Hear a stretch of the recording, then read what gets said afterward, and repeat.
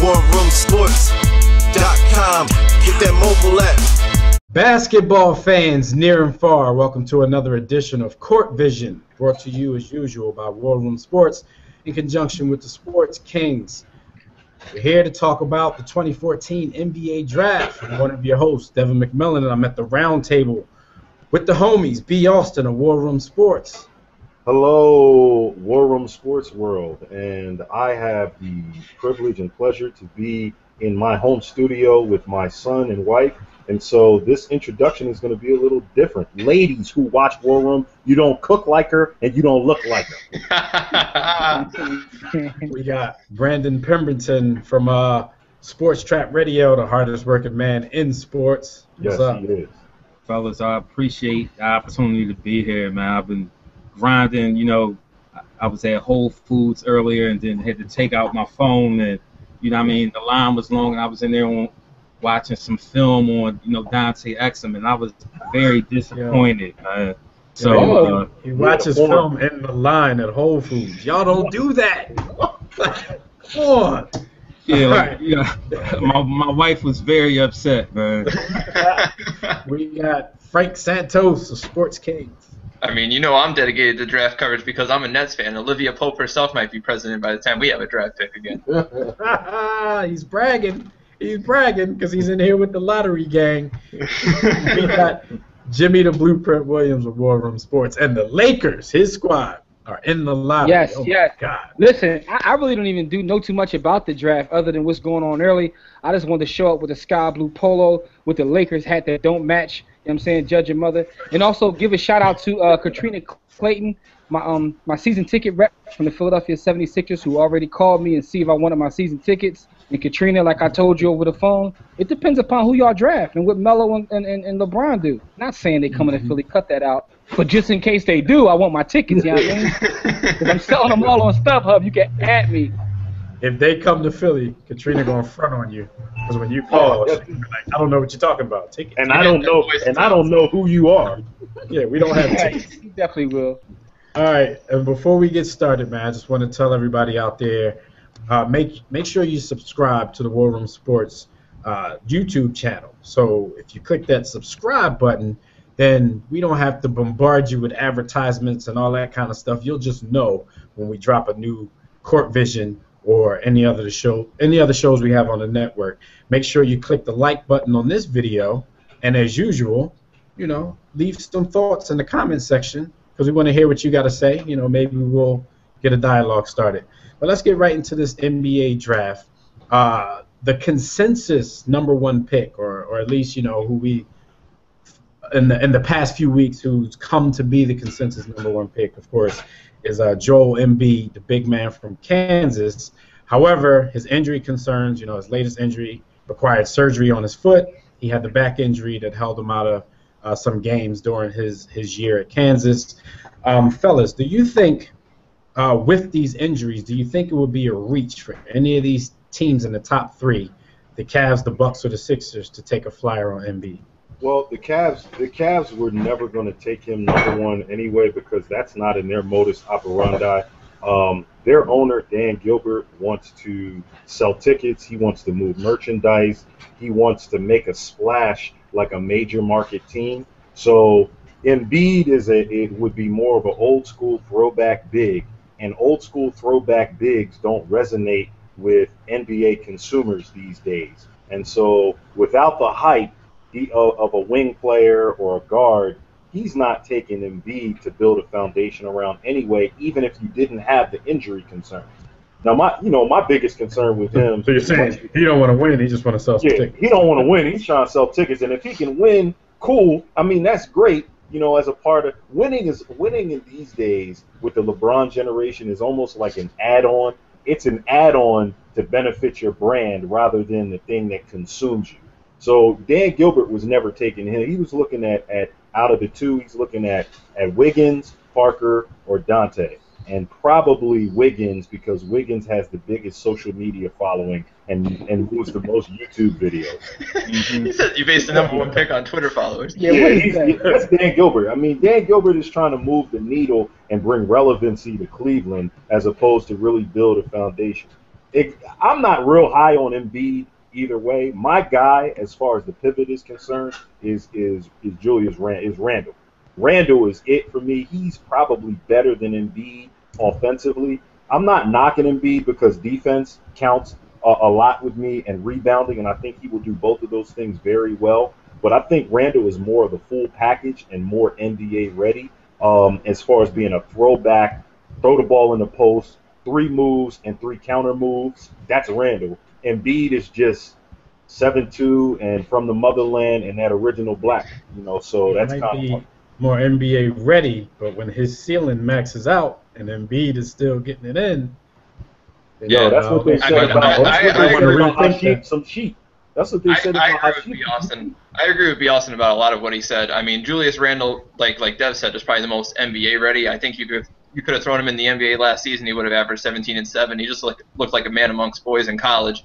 As far as the Embiid thing goes, I definitely do think it would be a reach for them, for any team in the top 3 to take him. But it almost might be a blessing for the Cavs not to have the Embiid injury happen, because in the new era of the NBA, if you have 2 guys that are equal and one's a big guy and one's a wing, I think we've passed the point where you automatically take the big guy. Because when you think about the best players in the league, you got LeBron James, Kevin Durant, Paul George, Carmelo Anthony, however you place it.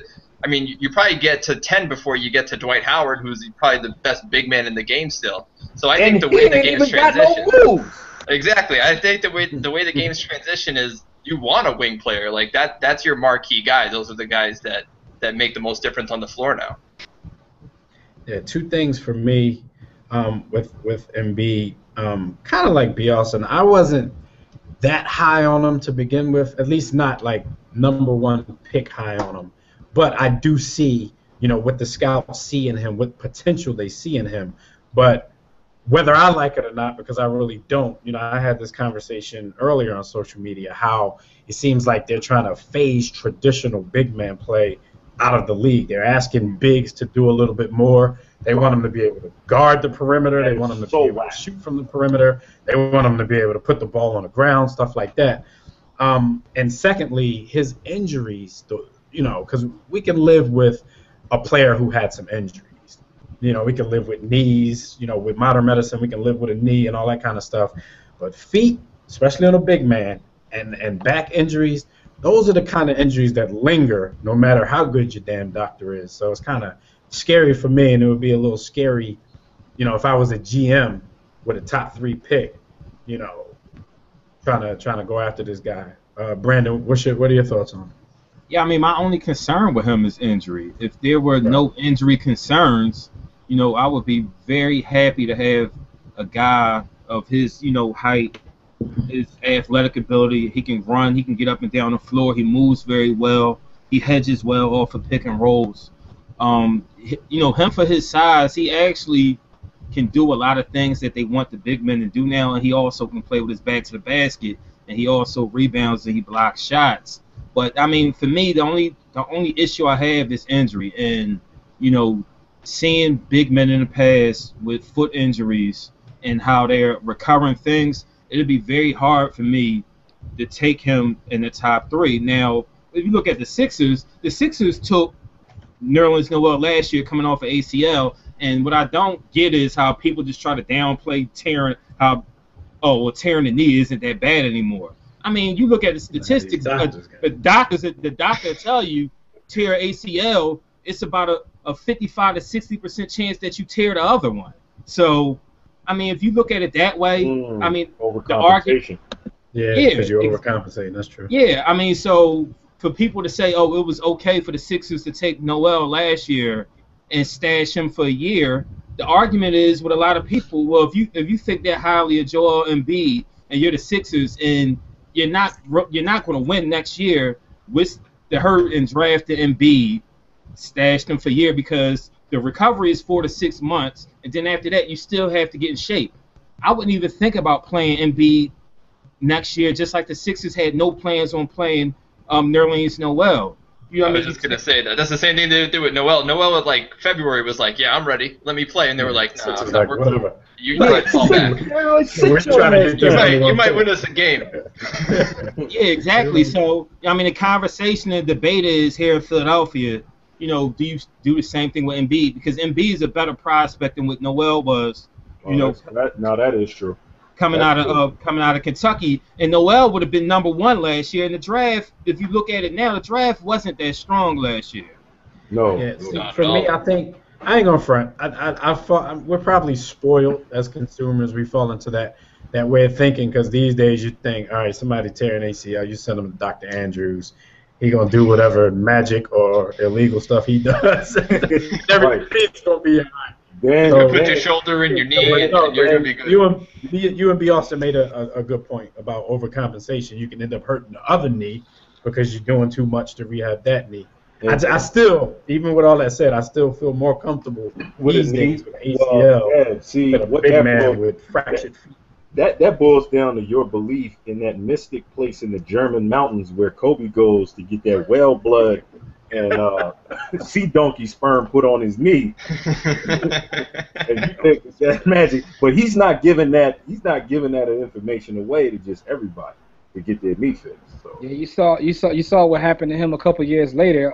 That had some side effects. It's like watching those commercials. It may cause this, may cause that. And, your Achilles now we'll be dealing with that. My question is this though, to everybody. It's kind of along the lines of what Frank said. When I look at the game of basketball and the rule changes and how it affected the game, so now it's like the wing players seem to have more value than the big men seem to don't have any value anymore. It's because I see a lot of people making the comparisons to Hakeem Olajuwon in terms of being a prospect and not playing that long. But Hakeem came in the NBA at a different time. The game was completely changed. So I just want to get you guys' opinion on that. I mean, with that being said, do you still put that value? Any value though, because you still got to get the ball off the board, and you still got to play defense. So. Yeah, it's corny and it's whack, and I think Jimmy's referring more to the offensive side of the ball. And so, from my perspective, I think that's really watering down the actual game, and it's making the game and the sport weaker, if you will, because now there was a time when all your cerebral and mental capacity was going towards designing an offense and creating skills in players to get the easiest shot possible. Create a way to use your advantages in size and speed to get an easy shot. Now the game is designed to develop the highest level of skill so that you can take more difficult shots because it's more entertaining to see a guy dribble 3 times between the legs, do a reverse pivot, and take a 21-foot fall away because MJ could do it, because Kobe can do it. And as we often joke, like Kobe himself is an anomaly. Here you got a 6'7" guard with the best footwork in the game. Why should Kobe have the best footwork in the game? That's stupid. It's a shout out to him, like much respect and honor due. But how do you have a guard with the best post game? Dudes can't post up anymore. Dudes can't, and so getting an easy shot is no longer the objective of the game, which is why I think it's corny and it's whack that bigs are no longer used properly. It's a travesty when someone who's 6'9", 270, and the star of your team and the face of the league. How'd it get here though? Go down on the block. How'd it get here though? Go down on the block and get buckets and change the pace of the game. No names mentioned. But you can't get an easy. Hold up. All I'm saying is this: I'm not disagreeing with you in terms of how it's ruining the game. But if you are a GM, if you're in charge of picking this high in the draft, do you take a stand and say, I want the game to go this way, or do you look how things are going? Well, me, I'm an idealist. I'm an idealist. So take me out of it. If I'm a GM, I'm probably gonna see. GMs not only have to consider getting wins, but they got to consider merchandising, ticket sales. And they got to consider gainful employment for themselves and their families. Absolutely. That's the main so they're point. probably taking a wing player. DMs are just trying to make it till tomorrow, yo. All right, look, fellas, real quick. Since Embiid seems to be out of the picture for the Cleveland Cavaliers, who have the #1 pick, Wiggins. Where do you think they're going to go? I hear that they're a little bit split on Parker and Wiggins at this point. At least that's what they're putting out there. Maybe they know exactly who they're going to take. But if you guys were them, who fits better? Who do you think they'll take? Wiggins. If it's me, I absolutely think that Wiggins fits better in their system than Parker because The Cavs did not struggle playing defense or playing offense last season. They got people that can score. But, I mean, I think the biggest difference between Wiggins and Parker is that Wiggins will be the better defender. And I think that's honestly what they need. You know, it's funny. A lot of people talk about, you know, like who's the better teammate. But, like, you don't think, like, rookies aren't going to really make a difference in the locker room. So, you know, that's kind of a stretch to me. Like, if you're assholes, but. Yeah, if you already have your star in Kyrie Irving, like, you're looking for, I mean, if you consider him that star, you're looking for the best player that's going to be able to play with Kyrie Irving and keep him in Cleveland. And I think that player is Wiggins. I think Parker is I think they're both going to be very good.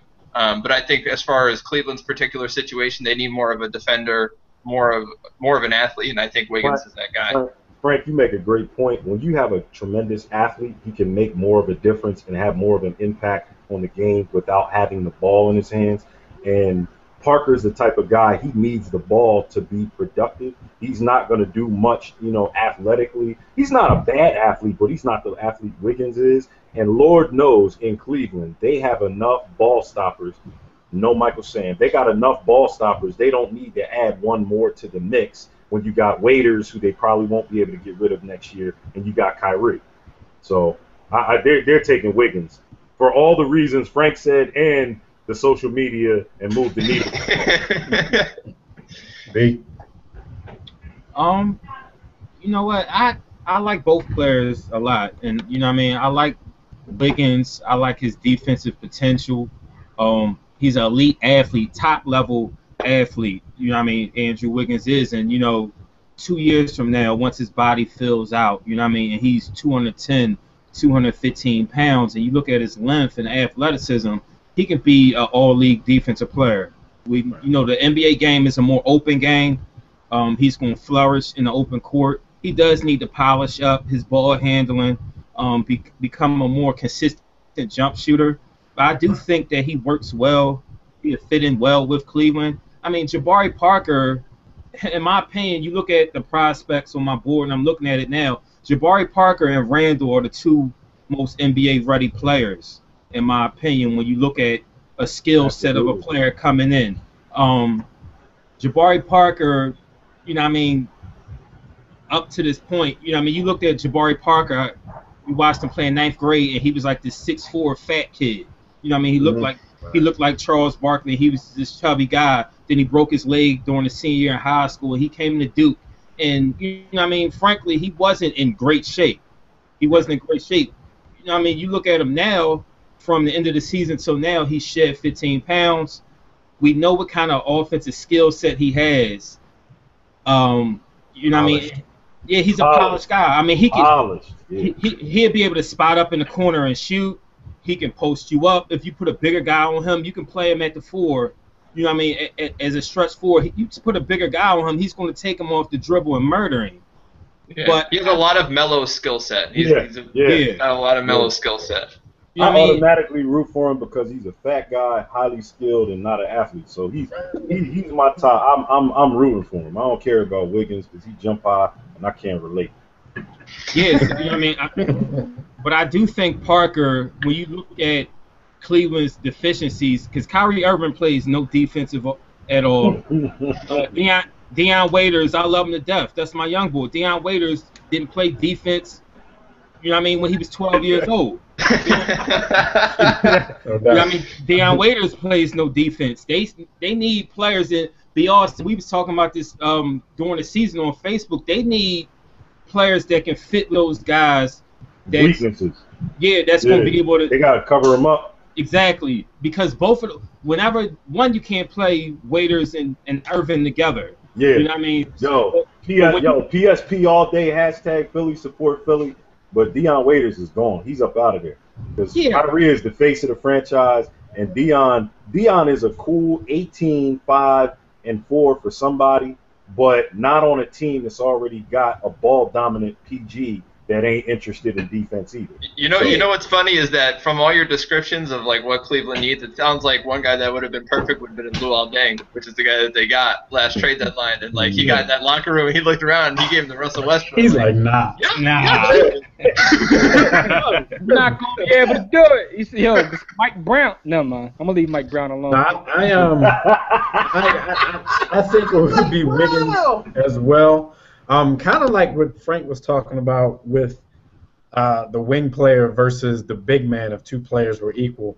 I think even though these two players play basically the same position, I think now when you go two players that are basically even, I think in today's NBA you automatically take the more athletic one because he has potential to do more in a wide open game. Plus, the defense that you guys talked about. I mean, we all know once you get to this level, defense is basically a mentality. But being as long as Wiggins and as athletic as Wiggins, that doesn't hurt either. So yeah. I also think it's going to be Wiggins. Let me get your thoughts, fellas, on some of these offers that Cleveland has been getting for the pick. They got offers from the Sixers, the Utah Jazz, and the Orlando Magic. The Sixers have offered them Thaddeus Young and the number 3 pick for the number 1 pick. The Jazz offered Derek Favors and the number 5 pick for that pick, and the Orlando Magic offered Aaron Aflalo and the number 4 pick and the number 12 pick. So I hear that, of course, because it's 2 picks in the first round, if they were going to do something, they're leaning a little more towards the Orlando Magic offer. But what do you guys think about these offers, and should they take one, or should they just go ahead and use that pick?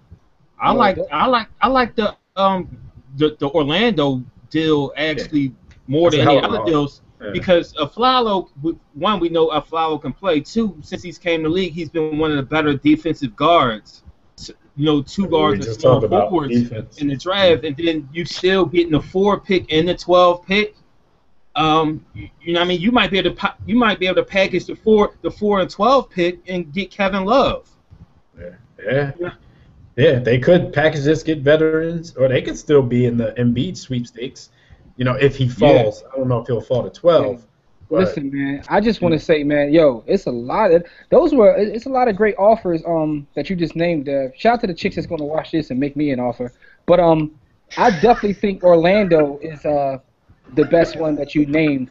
And considering what Cleveland needs in terms of a team, I might think about that. I mean, it depends upon just how high you rate Wiggins. Is he a guy that, is he the next LeBron or the next AI or someone like? It depends upon how far you think you're falling by moving down a couple spots, because this is supposed to be, one of the deepest drafts, and to get 2 picks that high in a draft like this, plus a proven player, that's a tough one, yo. Yeah, did we get to Dante Exum and his ugly form on his jumper? No. Well, let's do that. We can talk about that now because his name is starting to pop up with what the Philadelphia 76ers might do with the 3rd pick if they don't, get none of these trade offers accepted or anything like that.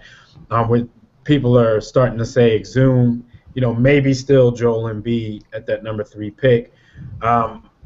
I read some stuff today. I read 2 articles that are saying, because another thought on the whole Dante Exum thing is if the Sixers take him, then that might mean they're going to ship MCW out of town because these guys, are the same thing, 2 big 6 point guards. However, I read some articles. Now, maybe, Brandon, you could speak on this a little bit because I know you've scouted him. I haven't seen that much of Exum, but I'm hearing that the Sixers, even if they pick them, they may not necessarily have to deal MCW because they're saying that Exum could possibly make a name for himself in the league as a 2 guard. And I'm starting to hear Kobe Bryant comparisons, which may not be realistic, may not be fair to Dante at all. Chill on that. But Brandon, what do you think about that? Because I know you've scouted him. Hold on, B, real quick. Let me just say. Damn, let me. Yeah, I might take 2002 Devin McMillan's jumper over the kid's jumper. Like his J is an ugly thing to look at. He definitely can shoot better than me. Put some work in it, man. The fact, what makes me upset? The fact of the matter that somebody had the temerity to write that article and mention his name. Shout out to NJ.com. Oh, and I'm not surprised because I just was ripping it. I was about to say, because if it was one of them 2 guys, I just was ripping them the other day. Both of them. You know what I mean? The one guy, I'm driving home the other day from work, and I almost crashed on Lincoln Drive. The one guy, has the audacity to call Aaron Gordon baby Blake Griffin. I said, why? Because they both light-skinned black guys. I mean, seriously, the fact that somebody is going to say that, compare him to Kobe Bryant. I mean, they obviously haven't watched this kid play. I mean, that it's just blatantly obvious. And he cited one GM in the entire league and didn't say his name. I watched Dante Exum play in the under-19s versus the U.S. squad, a squad that had two hounds defensively in the backcourt. One of them was Marcus Smart, and the other one was Elfrid Payton, both guys who were going to go in the top 15 in this draft. Dante Exum wanted no parts of either one of them. He couldn't get the ball up the court. Yeah, he got pushed around.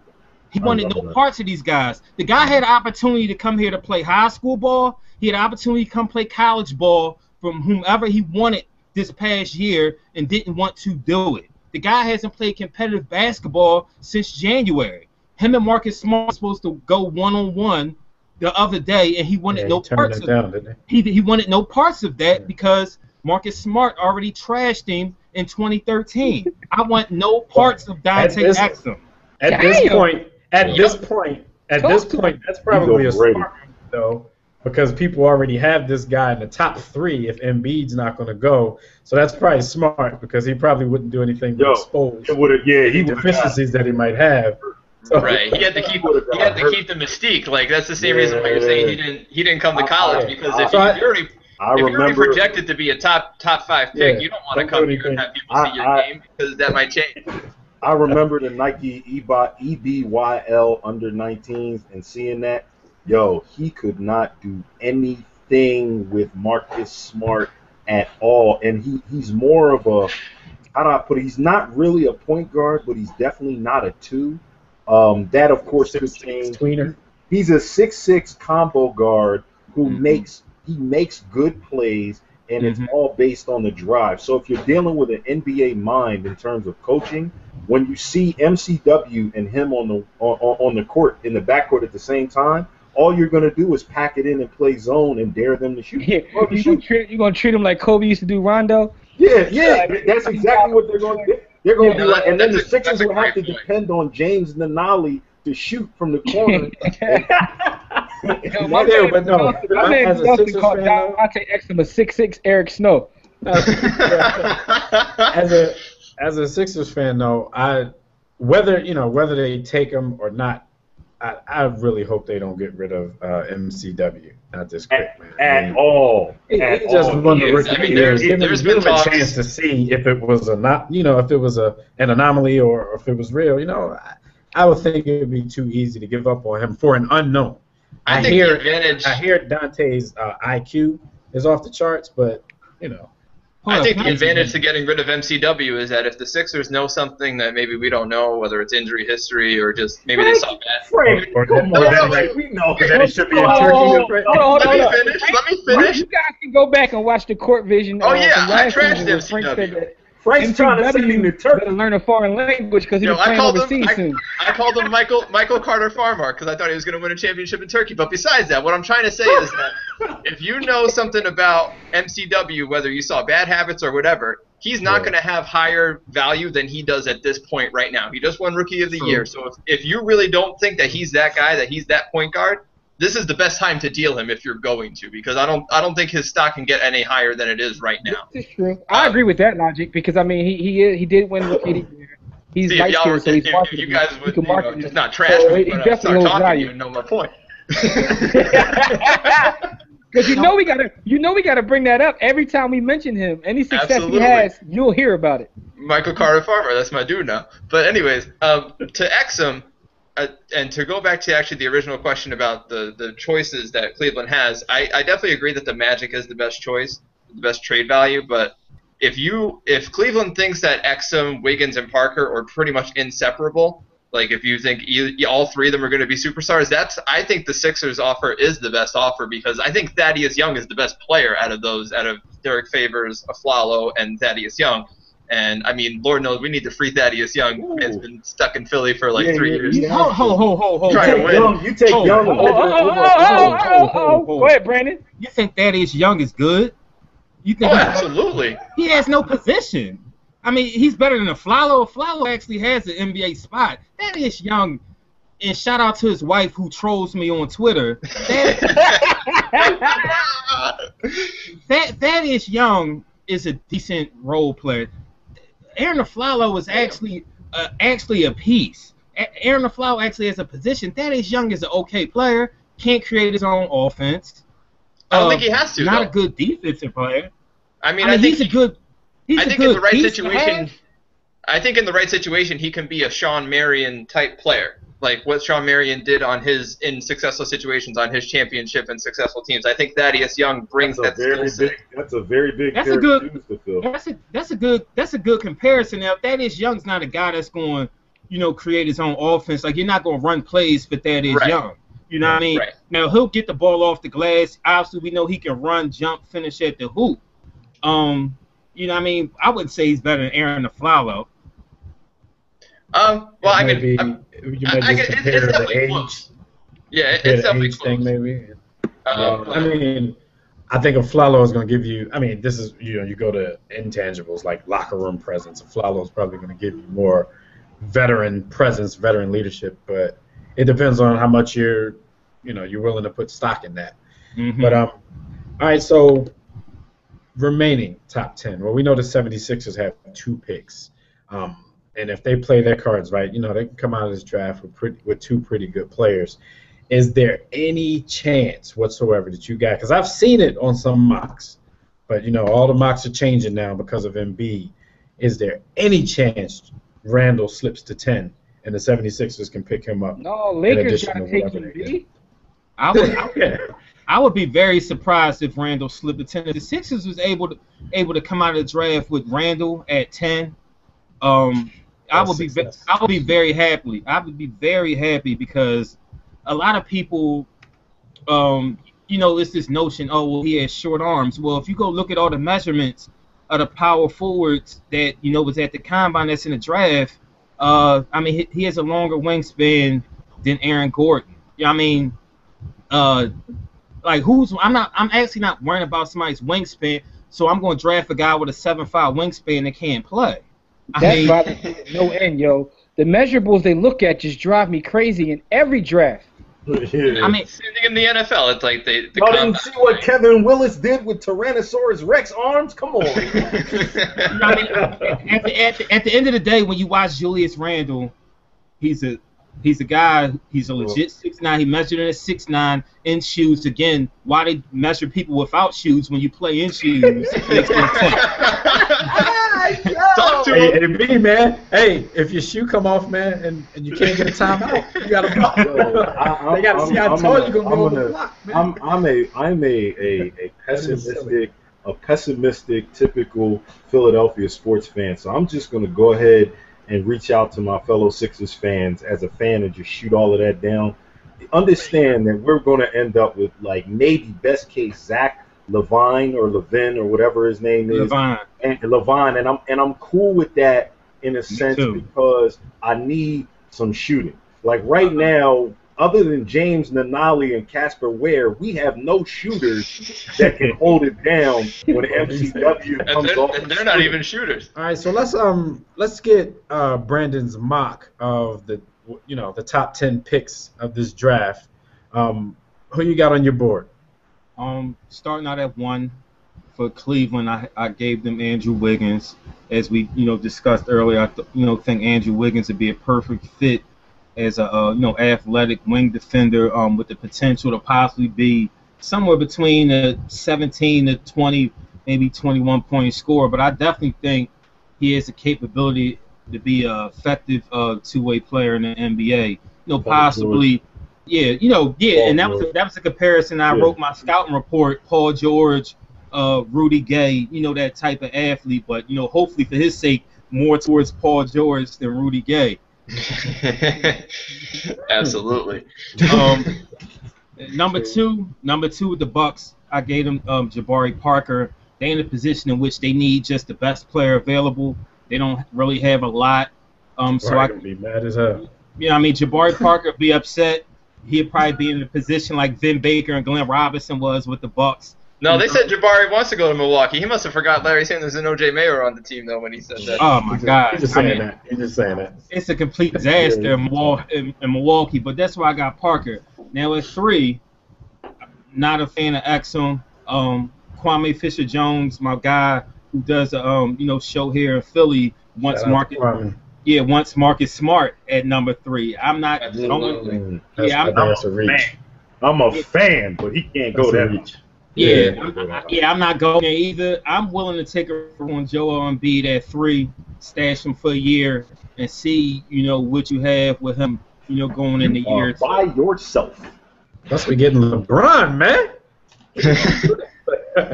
At number 4, the Orlando Magic is actually looking for a point guard. Last year, they thought for whatever odd reason that Oladipo was a point guard. He's not that. He's more of a combo guard. So you draft Marcus Smart here. I'm not an Exum guy either. I wouldn't be okay with drafting Exum at 4 for Orlando either. So I go Marcus Smart here. You pair him and Oladipo up, you're gonna end up with one of the best defensive backcourts in basketball. 2 good athletes, and you also got another backcourt. I think Marcus Smart is probably one of the most NBA-ready players in the draft right now, and I think he's a sleeper pick to be the best player in the draft. Or none. Ooh. I ain't going to argue it. I like that. What you got next, B? At number 5, Utah Jazz. I got them taking Julius Randle. I think it'd be a perfect fit for Utah.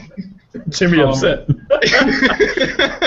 Going to Utah is like a waste, man. I mean, them saying that they're willing to trade Derek Favors lets me know that they're willing to go with Cantor at the 5.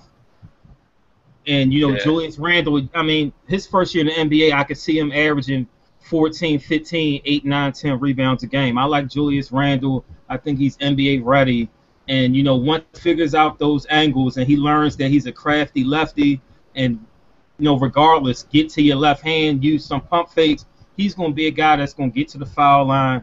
And he has the potential to be, a Zach Randolph type of basketball player. Utah is where big men go to die. They should just make an announcement during the draft that Utah's been extracted from the league. Nobody cares. Damn. Utah worse than when they let Gary Sloan go for that light-skinned boy. But anyway, go ahead, B. At number 6, Boston Celtics. I had them drafting Noah Vonleh, power forward / center from the University of Indiana. You talk about a kid with, a lot of potential. Played for a bad team this year, but in watching them play, him being 18 going on 19 years old, now 19 years old, you see a very good skill set. Right now, he's a very good mid-range jump shooter.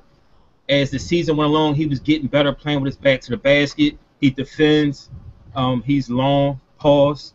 And, I actually like Noah Vonleh. I think he has a lot of potential out of the power. Like, if you had to rank the power forwards, would have Randall, Noah Vonleh, and then, Aaron Gordon. Some people think he's a 3. Some people think he's a 4. And speaking of Aaron Gordon, at number 7, I had the Lakers taking Aaron Gordon at 7. The Lakers need players, period. Oh, Jimmy, there you go. Aaron Gordon. I think Aaron Gordon, one, he's the youngest player in the draft. He might be the best athlete in this draft, comparable to Andrew Wiggins. I think he's going to be a guy that's going to be a very good defensive player. He's going to play hard. He's not. He's, not polished offensively. I don't know what his offensive ceiling may be, but what I think when I watch Aaron Gordon is I think he's a player that'll be a great role player on a winning team. He's a guy that's willing to play winning type of basketball. He's not a me guy. So I like Aaron Gordon at 7 for the Lakers. At number 8, the Sacramento Kings.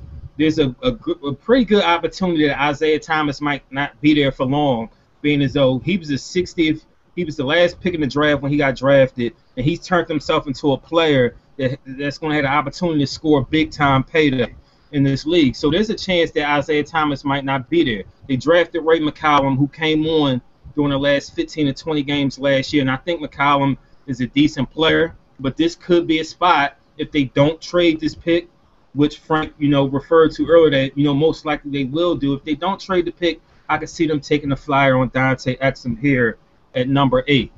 Damn. Real quick, Sacramento, I need you to pair Josh Smith, Rajon Rondo, Boogie Cousins, and Rudy Gay on the same team just because I need that kind of entertainment in my life. Yeah, we need a reality show on that one, Yo, B. I'm going to turn off all reality shows ever. Big I'm guys just going will to be watch the worth it. Sacramento Kings play basketball. All right, now we're going to pick number 9, Charlotte Hornets. The Hornets, in my opinion, they don't have no shooting whatsoever.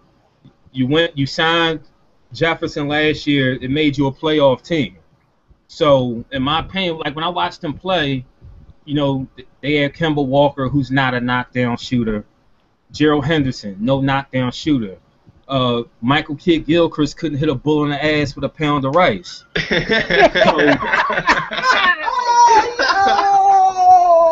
I mean, you need, and He looks handicapped when he shoots a jump shot. yeah, I mean, Not a Down syndrome jumper. I mean, his jump shot is horrible. You know what I mean? Michael Kidd. Jumper got autism now. Autistic people can shoot. Whoa! All right, let's go. Yo, come on, B. Austin. I wear red and blue all day. Now they need a shooter out there on the court.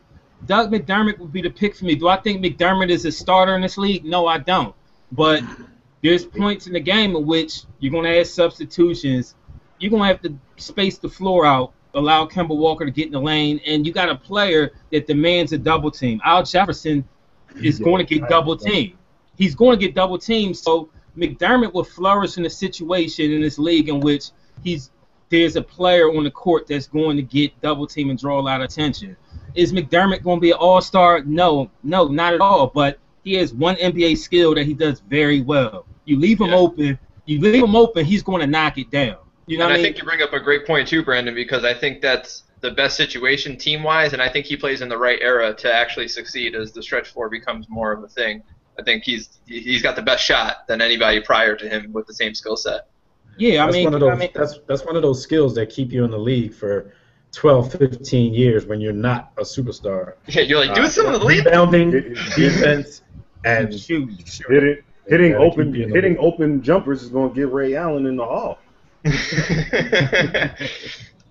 Now, at number 10, the Sixers' second pick in the top 10 is a player that I like very much. I liked him when I watched him in high school during his junior and senior year.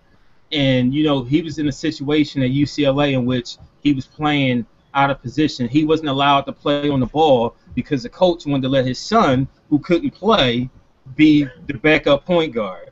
You know what I mean? And that's Zach LaVine. Zach LaVine is a guy who can play with MCW because he actually has shooting guard skills. He can flat out shoot the ball now, like deep range now, 18, 19 years old. He can flat out shoot the ball. In 2 years, you could be talking about, I mean, he's a Gerald Green, Josh Smith type freak athlete.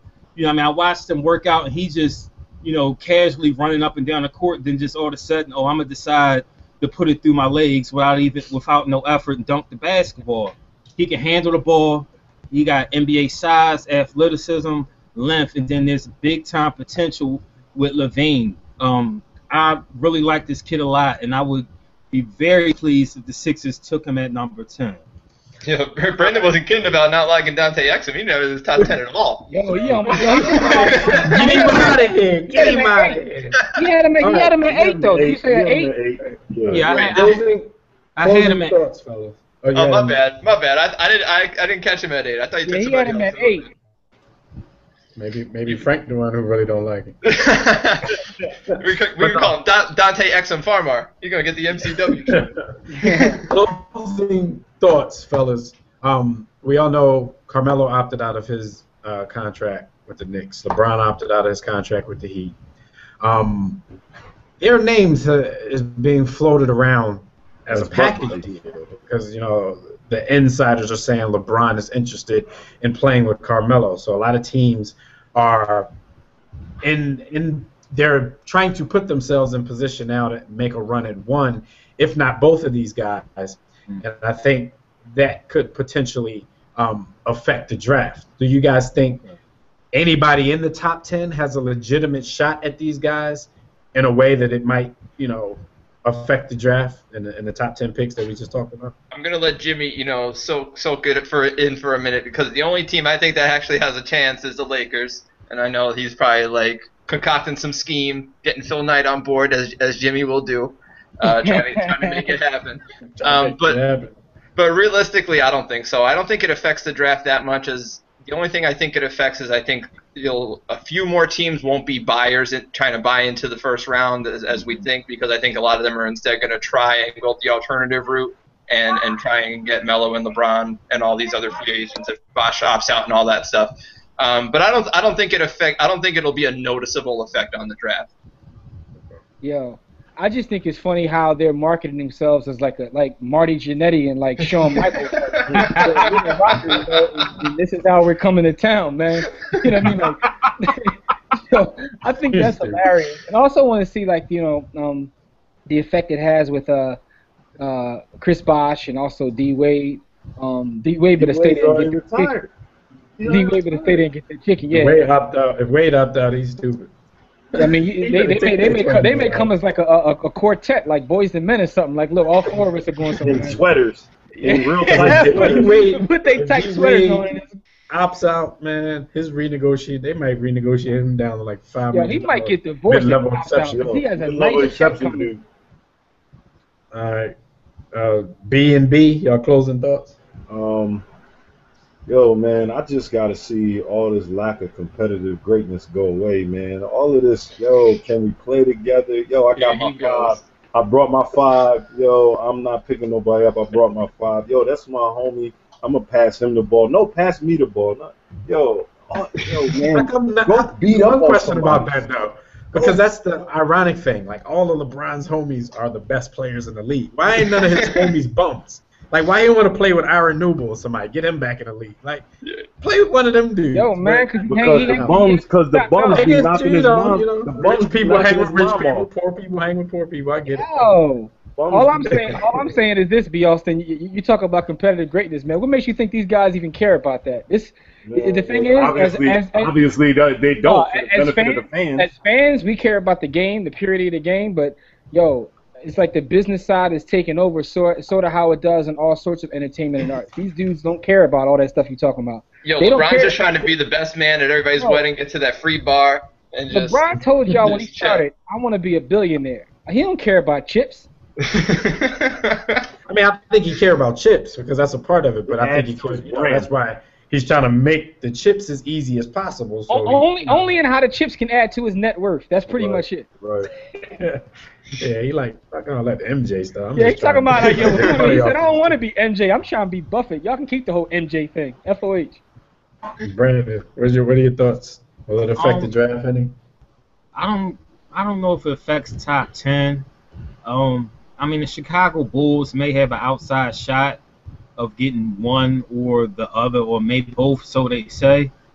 I mean, like, honestly, the minute that LeBron James, it was announced that, he was going to opt out, then, Philadelphia Twitter starts going off, and they start making, we got a chance. Yeah, they start making, pictures and this and that. I mean, I think it's and then, even Cleveland fans are, hype it, thinking that's a chance that he may come back. Like, honestly, I think he's staying. I think that he's going to try to stay, and he's going to try to convince Bosh and even Dwayne Wade to opt out and take less money and see if they can possibly bring Carmelo Anthony in. But even if they still put those 4 together, you still need role players to play with these guys. You know what I mean? They still need guys that can spot up and shoot, guys that can defend. They still need a power forward and center that they can depend on a nightly basis to defend, rebound, and protect the paint. I mean, as great as LeBron James is the best player in the world, hands down. He's a great basketball player, one of the top 10 of all time. LeBron James needed help.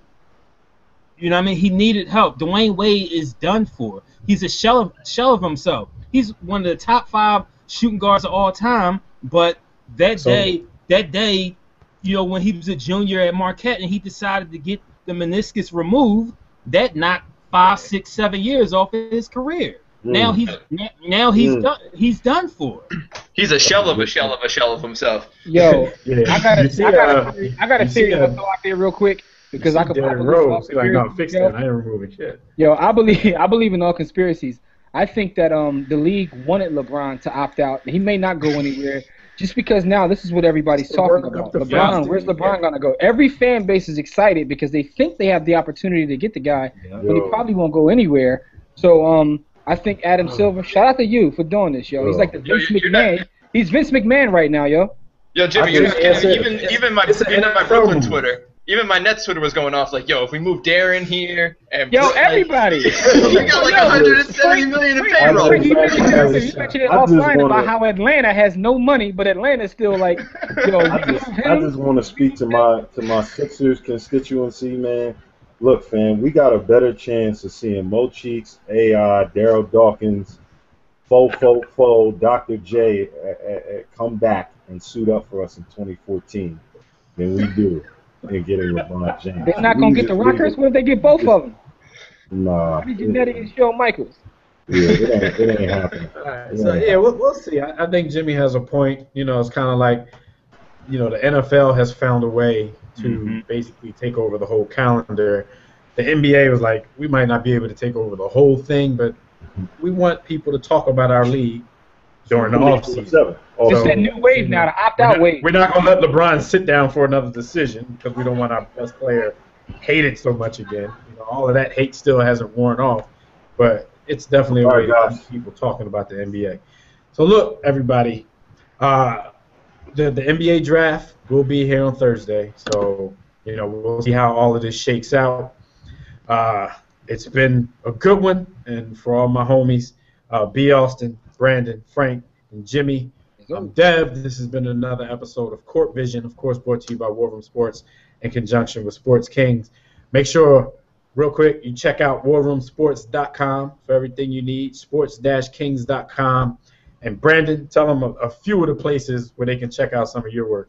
BrandonOnSports.org, NationalGridironNetwork.com, ProPlayersInsiders.com, Sports Trap Radio, 12 p.m. to 2 p.m. Eastern Standard Time, Thursday.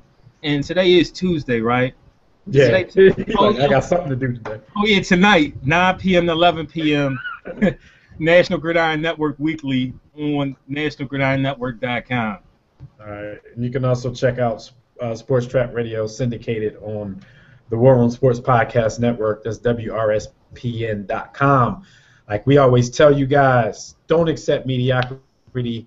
Be steadfast in the war against ignorance. We'll see you chumps on top. See you chumps on top.